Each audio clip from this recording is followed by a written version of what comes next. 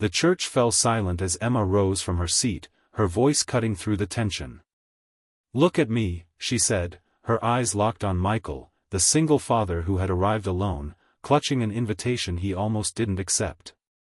No one could have predicted how their lives would intertwine that day, or how a chance encounter at a wedding would heal wounds that had festered for years. Before we continue this incredible journey, take a moment to like this video and subscribe to our channel for more heartwarming stories that remind us of the unexpected ways love finds us when we need it most. Michael adjusted his tie for the third time, glancing at his reflection in the hallway mirror. At 42, he still cut a handsome figure, salt and pepper hair neatly trimmed, his navy suit well fitted despite being several years old. But his eyes betrayed him, carrying a weariness that had become his constant companion since Claire's death 5 years ago. "Dad, you look fine," said Lily, his 16-year-old daughter, leaning against the doorframe. "Stop fidgeting." "I'm not fidgeting," he replied automatically, though his hands fell still at her observation. "Just making sure I don't embarrass you." Lily rolled her eyes, but there was affection in the gesture. "It's not even my wedding. It's your college roommates. I won't even be there." I know. Michael turned away from the mirror, facing his daughter fully. "Are you sure you'll be okay at Grandma's tonight? I could still bring you along. I'm sure David wouldn't mind." "Dad." Lily's tone carried the particular exasperation reserved for teenagers addressing their hopelessly out-of-touch parents. "I'm 16, not 6. I'll be fine. Besides, Grandma's making lasagna." Michael smiled, reaching out to tuck a strand of hair behind her ear, a gesture from her childhood that she still allowed, if barely.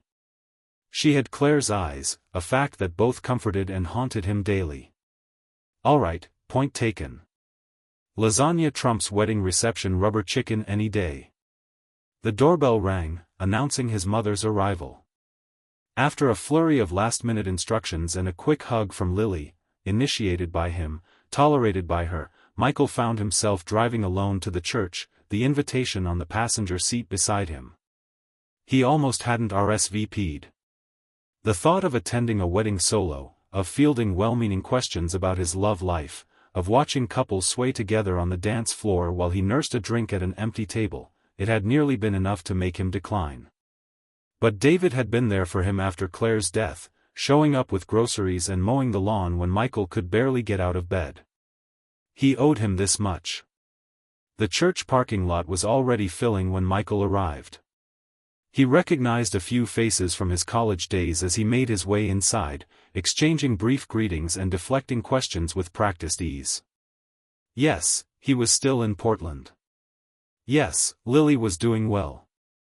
No, he wasn't seeing anyone special. He slipped into a pew near the back, on the groom's side. The church was beautifully decorated with white roses and trailing greenery, the late afternoon sun streaming through stained glass windows. Michael checked his watch, 15 minutes until the ceremony. He pulled out his phone, sending a quick text to Lily to make sure she'd arrived at his mother's safely. "Is this seat taken?" Michael looked up to find a woman gesturing to the space beside him. She appeared to be around his age, with warm brown eyes and dark hair pulled back in an elegant twist. Her dress was a deep burgundy that complemented her olive skin.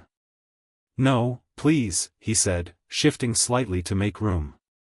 "Thanks." She settled beside him, arranging her small purse on her lap. "I'm Emma, by the way. Friend of the bride. Michael. I went to college with David." She smiled, and something about it made the knot in Michael's chest loosen slightly. "Ah, so you're from the wild years. I've heard stories." Despite himself, Michael chuckled. "All greatly exaggerated, I'm sure. That's not what the best man told me at the rehearsal dinner." Her eyes twinkled with mischief. "Something about a stolen mascot costume and a campus fountain?" Michael groaned, covering his face with his hand. "I was hoping that particular story had been forgotten." "Never. It's now part of wedding lore." She glanced around the church. Are you here with family? The familiar question, the one he'd been dreading. No, just me. My daughter's staying with her grandmother tonight. Emma nodded, not pressing further, and Michael felt a rush of gratitude for her tact. And you? He asked, more out of politeness than curiosity. Just me as well. She smoothed an invisible wrinkle from her dress. My +1 cancelled last minute. Work emergency, apparently. Before Michael could respond, the music changed, signaling the start of the ceremony. They fell silent as the wedding party began their procession. Throughout the service, Michael found himself oddly aware of Emma beside him, the faint scent of her perfume, the way she dabbed at her eyes during the vows, the soft sound of her laughter when the ring-bearer momentarily refused to part with the pillow. When the ceremony concluded and the newly married couple made their way back down the aisle amid cheers and scattered rose petals, Emma turned to him with a smile. See you at the reception? Michael nodded, surprised to find he was looking forward to it. The reception was held at a historic hotel downtown, its ballroom transformed with twinkling lights and more of the white roses from the ceremony. Michael found his assigned table and was relieved to see Emma's name card a few seats away. At least there would be one familiar face. As guests filtered in, the table gradually filled with other friends of the bride and groom. Michael made polite conversation, but his attention kept drifting to the entrance, watching for Emma. When she finally appeared, their eyes met across the room, and she gave a small wave before making her way over. Sorry I'm late, she said, taking her seat. Traffic was a nightmare. I was beginning to think you'd skipped out, Michael replied, surprised by his own boldness. And missed the open bar? Never. She grinned, then leaned closer, lowering her voice. Though between us, I was tempted. These things can be a bit much when you're flying solo. The honesty in her admission resonated with him. I almost didn't come at all, he confessed. First wedding I've attended since my wife died. The words hung between them, and Michael immediately regretted them. Way to kill the mood, he thought. But Emma didn't flinch or offer platitudes. Instead, she met his gaze steadily. That takes courage. How long ago? 5 years. Cancer. He swallowed hard. Sorry, I don't usually dump that on people I've just met. Don't apologize. She touched his arm briefly. I asked because I wanted to know. The dinner service began then, saving Michael from having to respond. Throughout the meal, he found himself drawn into conversation not just with Emma, but with the others at their table as well. It had been so long since he'd engaged socially like this, and he was surprised to find he still remembered how. After dinner came the speeches, heartfelt words from the maid of honor, ribald jokes from the best man, who did, indeed, reference the mascot incident, and finally, a toast from the bride's father that left few dry eyes in the room. To finding love when you least expect it, the older man concluded, raising his glass. And to having the courage to embrace it when it finds you. Michael felt Emma's eyes on him as they all drank to the toast, but when he turned to her, she was looking away. The dance floor opened soon after, the newlyweds sharing their first dance to a song Michael vaguely recognized. As more couples joined them, he resigned himself to an evening of watching from the sidelines. He was considering making an early exit when Emma appeared at his elbow. I'm going to get some air, she said. The garden here is supposed to be beautiful. Care to join me? Outside, the night was cool but pleasant, the garden illuminated by strategically placed lights that cast a soft glow over the pathways and flower beds. They walked in companionable silence for a few minutes before finding a bench near a small fountain. Better? Emma asked as they sat down. Much. Michael looked up at the stars, just visible beyond the city's light pollution. Thank you for the rescue. That obvious, huh? Let's just say your timing was impeccable. She laughed softly. I've developed a sixth sense for detecting fellow wedding escapees. It's my superpower. A useful one. Michael turned to face her more fully. So, Emma, friend of the bride. What do you do when you're not saving awkward single dads at weddings? I'm a pediatric nurse, she said. 15 years now. That explains it. Explains what? The way you handled my clumsy mention of Claire earlier. Professional compassion. Emma shook her head. Not professional. Just human. She paused, then added, and maybe a little personal understanding. I lost my husband too, though in a different way. He left when our son was 3. I'm sorry, Michael said, meaning it. It was a long time ago. Jake's in college now, sophomore at UCLA. Pride colored her voice. But those early years were challenging.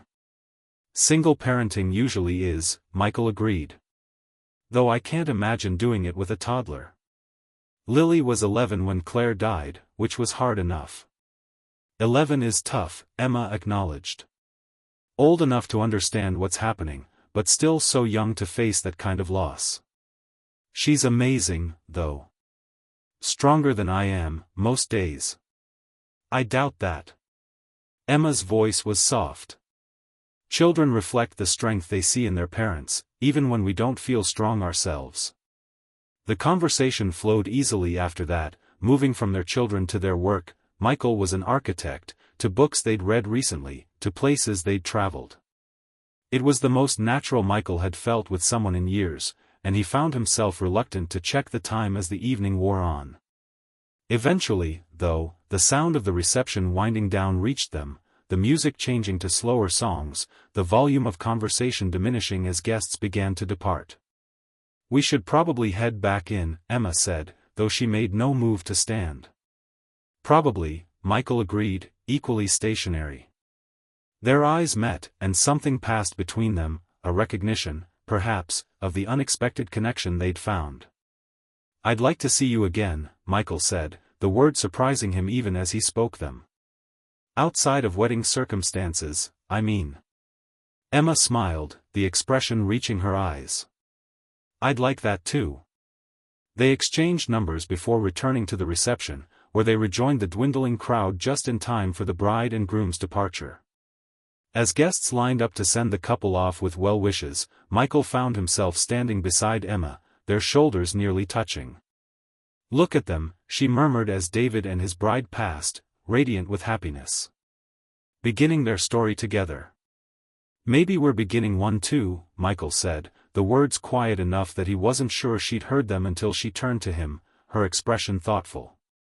Maybe we are. The weeks that followed were a revelation for Michael. He and Emma began with coffee, then dinner, then a weekend hike that left them both breathless and laughing. Each meeting peeled back another layer, revealing more of the person beneath. He learned that Emma sang off-key but with enthusiasm, that she could recite entire passages from her favorite novels, that she volunteered at a camp for children with chronic illnesses every summer. She discovered his passion for architectural preservation, his terrible puns, his secret talent for making perfect crepes. Introducing her to Lily had been a calculated risk. His daughter had met exactly 0 of the women he'd dated since her mother's death, mainly because there had been so few, and none that had lasted beyond a handful of awkward evenings. But something about Emma felt different, substantial in a way his previous attempts at moving forward had not. So you're a nurse, Lily said over dinner at their home, her tone carefully neutral. Pediatric nurse, Emma confirmed. Though my patients are usually younger than you. Do you like it? Working with kids? I love it, even on the hard days. Especially on the hard days, actually. That's when it matters most. Lily nodded, absorbing this. My mom was a teacher. 3rd grade. Michael tensed, waiting for Emma's response. They'd discussed Claire, of course, but this was the first time Lily had brought her up directly. Your dad told me, Emma said gently. She must have been wonderful at it. She was. Lily pushed her food around her plate. She used to say that working with kids keeps you honest because they always know when you're faking. Smart woman, Emma replied. And absolutely right. The conversation moved on, but later, after Emma had gone home and Michael was loading the dishwasher, Lily appeared in the kitchen doorway. "She's nice," she said simply. Michael tried to keep his voice casual. "I think so too. And she doesn't try too hard, like she's auditioning or something." "No, she doesn't." Lily was quiet for a moment, then added, "Mom would have liked her." The words caught Michael off guard, a lump forming in his throat. "You think so?" "Yeah." Lily shrugged, already retreating. "Just saying." It was as close to a blessing as he was likely to get, and Michael treasured it. As summer turned to fall, Michael and Emma's relationship deepened. They navigated the complexities of blending their lives, coordinating schedules, meeting friends, establishing routines that accommodated both their needs. It wasn't always smooth, but the difficulties felt worthwhile in a way Michael had forgotten relationships could be. Emma introduced him to her son Jake during his Thanksgiving break from college, a lanky young man with his mother's eyes and a quiet intelligence that reminded Michael of Lily.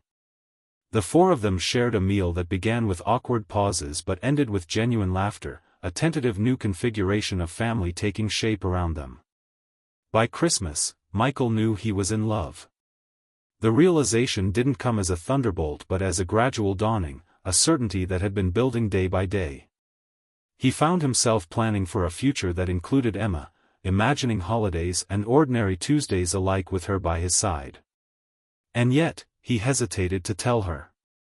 The words felt lodged in his throat, held back by a fear he couldn't quite name. Was it disloyalty to Claire? Fear of rejection? Or simply the terror of being vulnerable again, of opening himself to the possibility of another devastating loss? It was David who finally confronted him, during a rare guys' night out in January. "So when are you going to tell Emma you're in love with her?" his friend asked bluntly, setting down his beer. Michael nearly choked on his drink. "What makes you think?" "Please." David cut him off with a wave. "I've known you for 20 years. I've seen you in love exactly twice, with Claire, and now with Emma. It's written all over your face." "It's complicated," Michael muttered. "It's always complicated. Doesn't make it any less real." David leaned forward.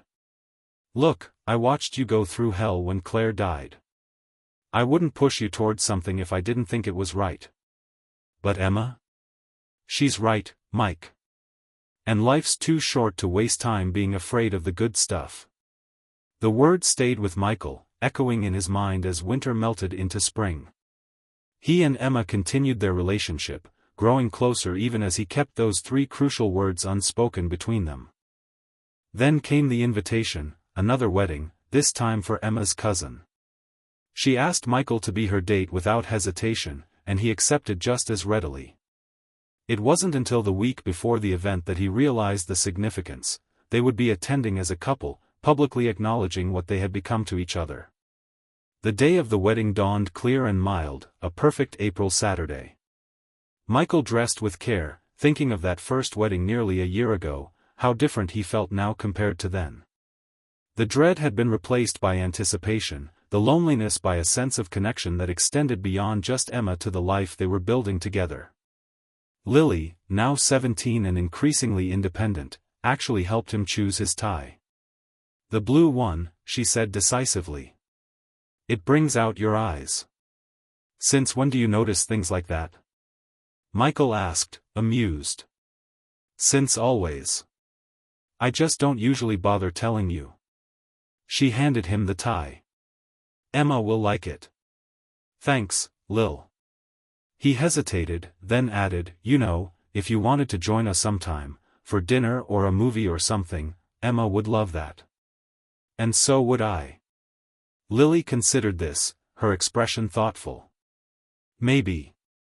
Let me think about it." It wasn't a yes, but it wasn't a